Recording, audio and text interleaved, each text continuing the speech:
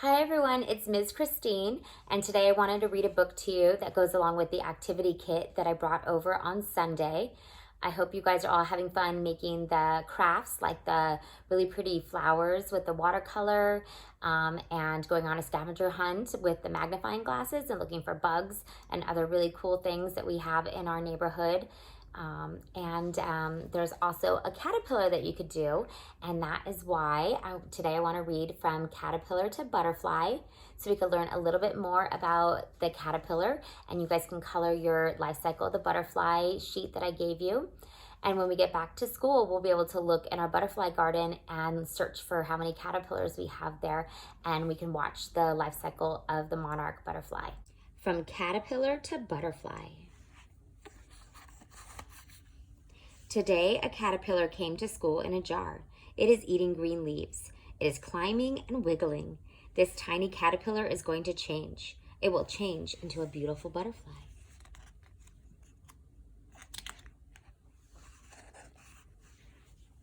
Caterpillars usually turn into butterflies outdoors. They live in gardens and meadows and yards, but we will watch our caterpillar change into a butterfly right here in our classroom.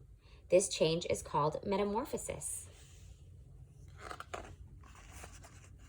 Our caterpillar started out as a tiny egg. The mother butterfly laid the egg on a leaf. There's the mother butterfly. And then here's the tiny egg. It is the size of a pinhead.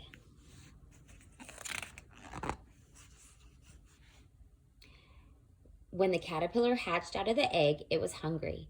It ate its way out of its own eggshell. Then it started to eat green plants right away. A caterpillar's job is to eat and eat and eat, so it will grow and grow and grow. The mother butterfly lays her eggs on plants that the caterpillar will eat. These are called host plants. The caterpillar is also called the larva. So when you look at leaves, you're going to find tiny little holes in the leaf, and if you look on the other side, you might find a baby caterpillar. Each day when we come into school, we will look at our caterpillar. Each day it is bigger. Our skin grows with us, but a caterpillar's skin does not grow. When the caterpillar gets too big for its skin, the skin splits down the back. The caterpillar crawls right out of its own skin. It has new skin underneath. This is called molting. Our caterpillar will molt 4 or 5 times.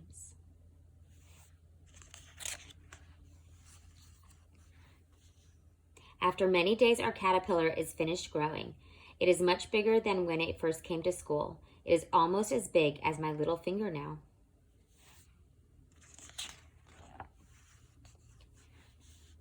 Our caterpillar is making a special house. First, it makes a button of silk. Here's the little button right up there.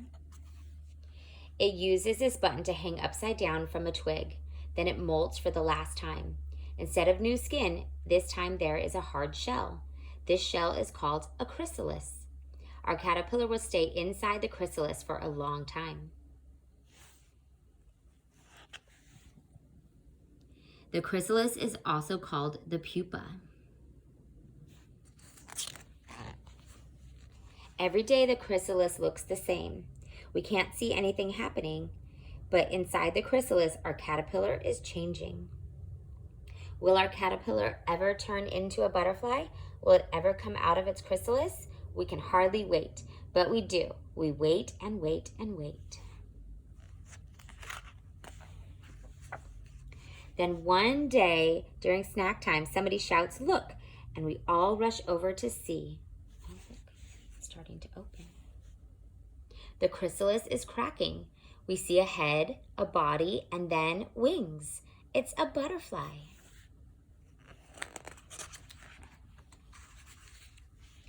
The caterpillar who came to school in a jar turned into a painted lady butterfly, and we saw it happen.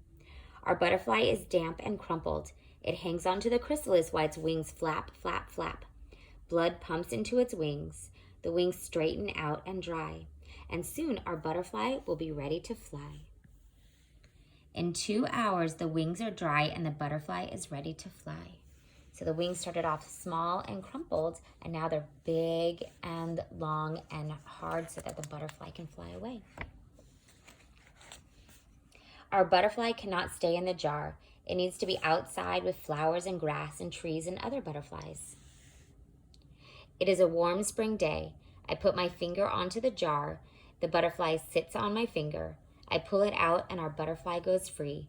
We feel a little sad and a little happy. We watch our butterfly land on a flower. It will sip the flower's nectar through a long coiled tube called a proboscis. Maybe it is a female butterfly. Maybe someday she will lay an egg on a leaf. I know just what will happen then. That egg will hatch into a caterpillar, and that caterpillar will turn into a beautiful butterfly.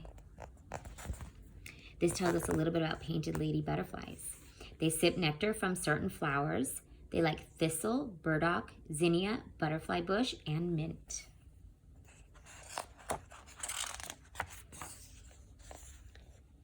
How many different kinds of butterflies can you find around your neighborhood? Here are some common ones to look for.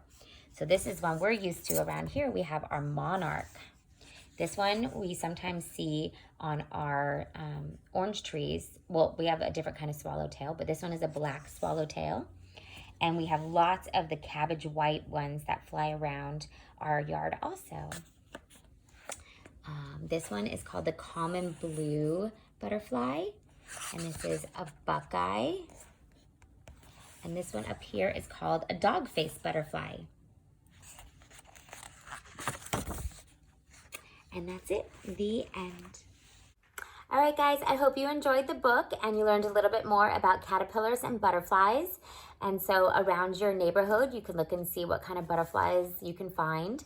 And when we get back to school, we'll check out our butterfly garden and see what's going on. Until then, hope everyone is well. Love you, miss you, and see you guys really soon.